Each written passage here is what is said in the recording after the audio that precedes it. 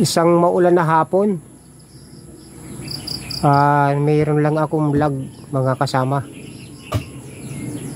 Dito ako dumaan papunta sa pinagtali ang tubular ng wire ng linya ng aming kuryente. Hindi niya sinapnan yung kuha na yun, yung pinagsapitan ng kuryente papunta doon sa poste ng Meralco.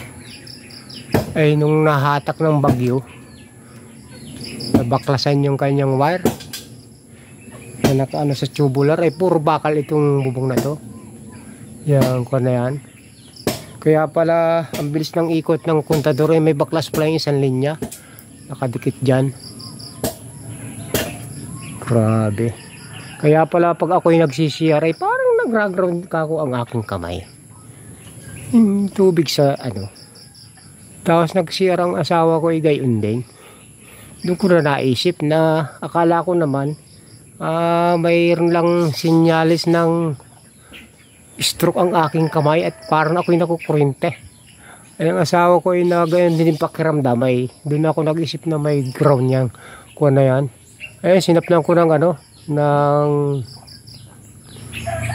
tawag doon yung sandubag, yung ano, parang pinakatila siya para hindi siya mag ano. Tsaka ni-adjust ko ng ano, yung may baklas siya, inalawang ko ng electrical tape. Hindi ko na itinapat doon sa bakal na yun dahil may baklas nga yung isang linya.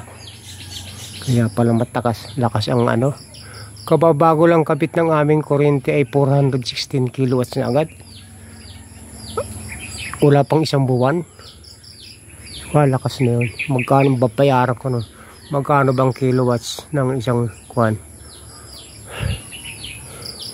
Medyo maulan-ulan dito sa Batangas. Medyo maulan-ulan. Tatanggalin ko na itong kuwan na ito, hagdanan na ito. Ako pa naman hindi bihasang umakyat. Ay mahirap mga kuryente at baka one time, butit isang linya lang ang baklas doon. Ay pag nabasagan yan, umuulan-ulan, ay malakas ang ground yan. Dahil 110 lang ang pag isang linya. Kapag basahin ganyan ay di 220 na. Delikado.